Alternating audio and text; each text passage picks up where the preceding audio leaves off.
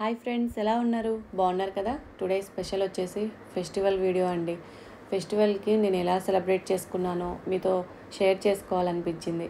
కాకపోతే ఈ వీడియో వచ్చేసి చాలా లేట్ అయిపోయింది. ఎప్పుడో సెండ్ చేద్దాం అనుకున్నాను, కానీ ఇంత లేట్ అవుతుందని అసలు అనుకోలేదు.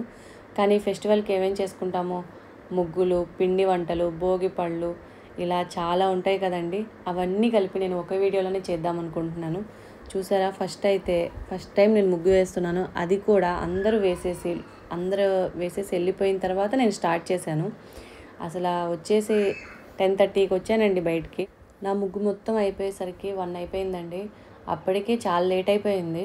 ప్లస్ మళ్ళీ ఇప్పుడు పడుకొని మళ్ళీ 4కి లేచి భోగి మంటలు వేసుకోవాలండి. ముగ్గు అయితే ఎలా ఉందండి? మళ్ళీ ఇప్పుడు చూసారా, 4 అయిపోయిందండి. అప్పుడే భోగి మంటలు వేసేసాము. తర్వాత పిల్లల్ని ఎంతో కష్టపడి రెడీ చేసి భోగిపళ్ళు పోద్దామంటే చూసారా, మా బాబు ముందుకి వెనక్కి తిరుగుతూనే ఉంటాడు. కానీ ఎట్టకైతేనే తీసుకొచ్చి కూర్చోబెట్టి పోసేసామండి. కానీ చాలా బాగా జరిగింది.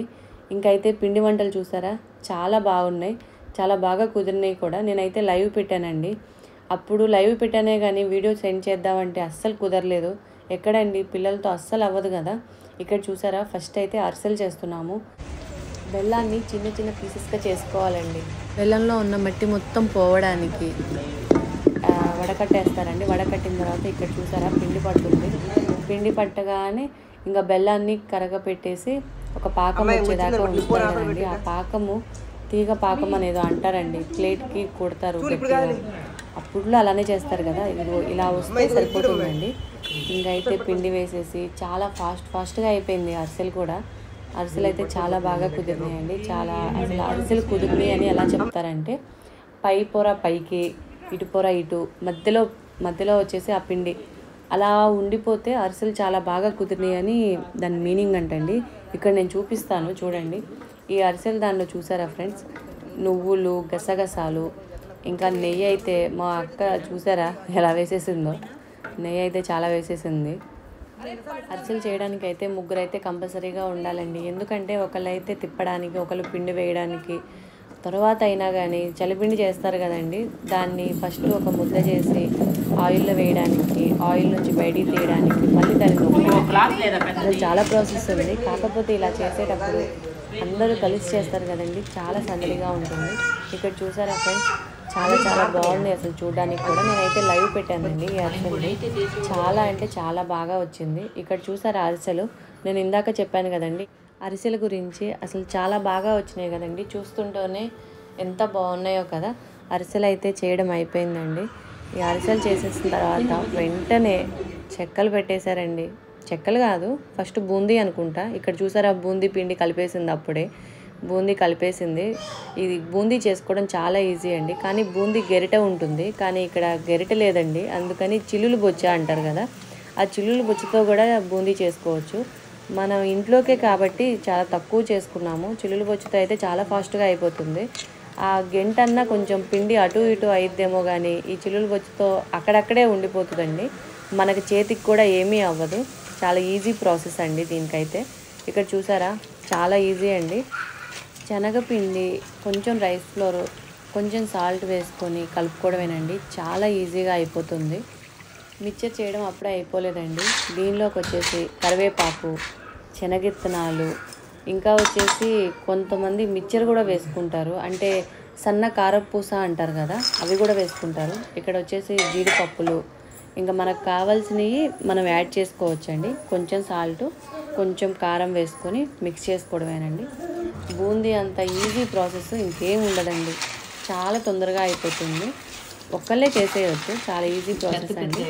చూసారా, చాలా బాగుంది కదా చూడడానికి. అలా కలిపేసుకోవడమేనండి, అయిపోయింది.